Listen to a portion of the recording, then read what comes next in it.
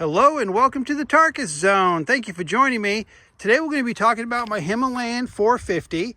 I just got it back from the shop. I just had the first service done on it. Now, anytime you buy a Royal Enfield motorcycle, they want you to ride it for about 300 miles.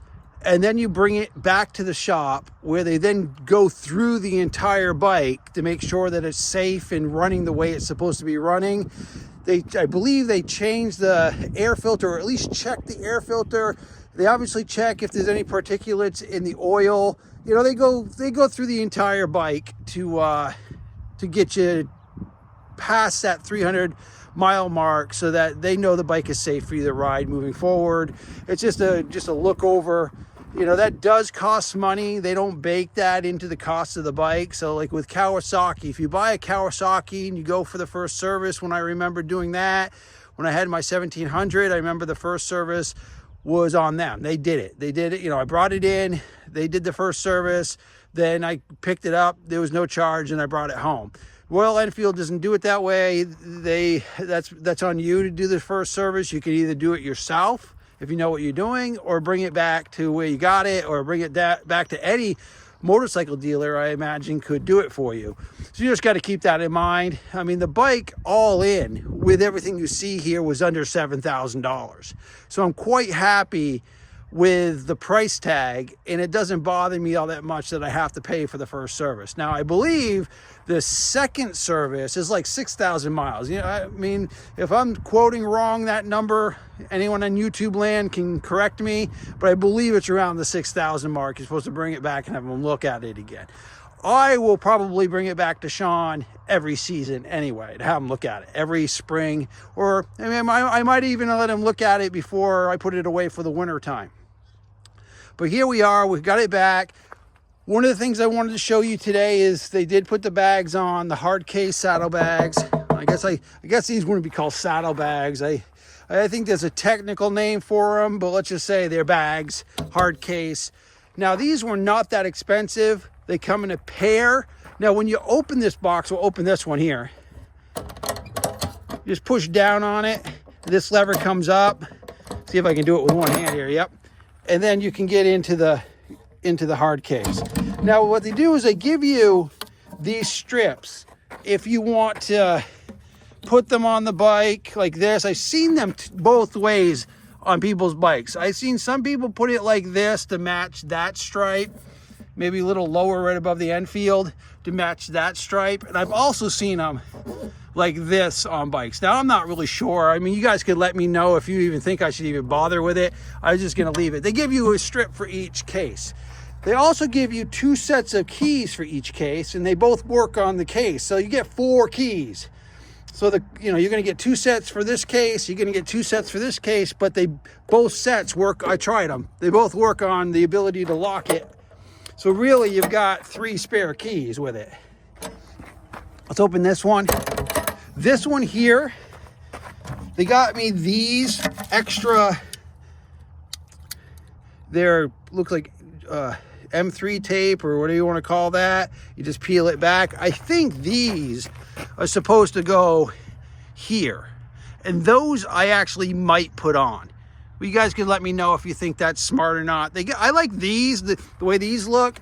They got these other ones here that are a little wider, and I think that's going to look a little gaudy. Maybe they were designed to be on this side here, but now I think I like the black, the way the black is, just the black. I think that looks really nice. So I think I'm just going to leave it alone, but I might put those reflectors on these back panels. You guys can let me know what you guys think in the description.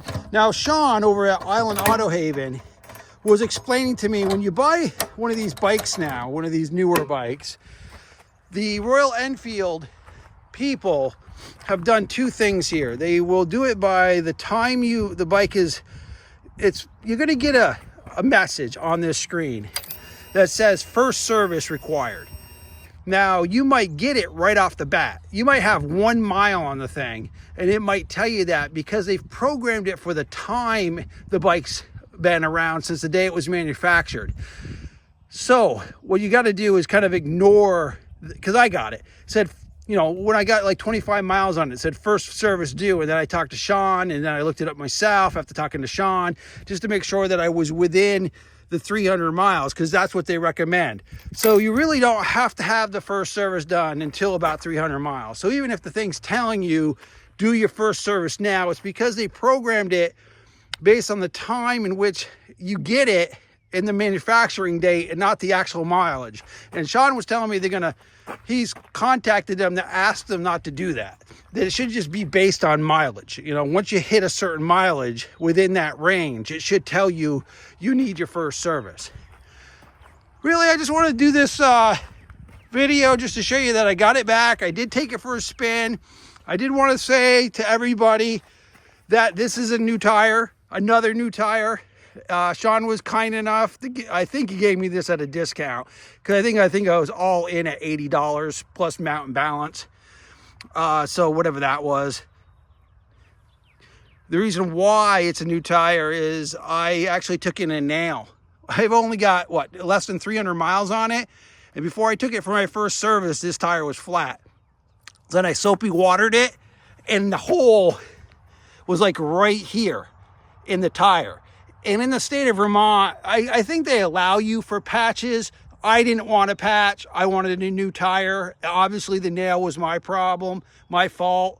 So Sean got me a tire on here. I think he did pretty good with the pricing, because I've actually priced it out before talking to Sean, because I knew I did a boo-boo. I was like, yeah, I've done a boo-boo here. I've got a hole, you know, a nail or whatever. There wasn't a nail in it, but there was definitely a hole in it. That was, when I hit it with the soapy water, it was like, yep, you got a hole here.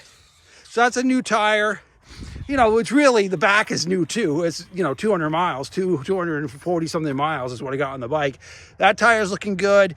Just that you go out early in the season and you don't know what's really on the road, and you could be picking up stuff. So we're going to get a lot of rain here in April. So that road's going to get washed up. So this type of nonsense with the, you know, nails in the road or whatever might be in the road during the winter will be off the road, hopefully.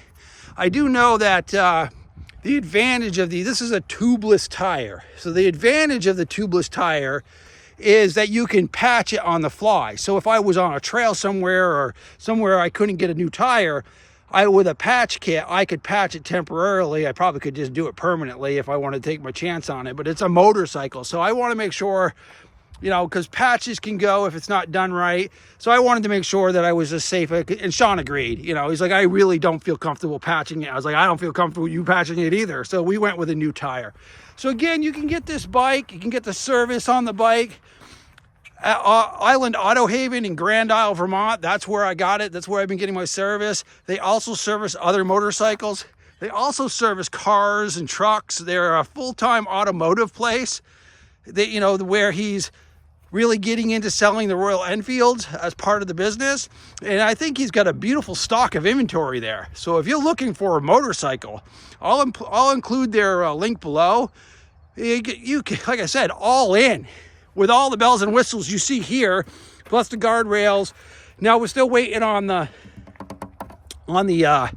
new windshield. The newer windshield I've ordered profiles a lot higher, a little wider, a lot higher. That's just not in yet, but that is included in the $7,000 that I said I paid for this bike. So I'm all in with all the things you see here at $7,000, which I believe is a reasonable price for what you're getting, because I'll tell you what, this $7,000 worth of fun here, because I've already put 200 plus miles on it. And I will tell you right now, that was fun. All right, well, thank you for joining me. And this has been the Tarkis Zone.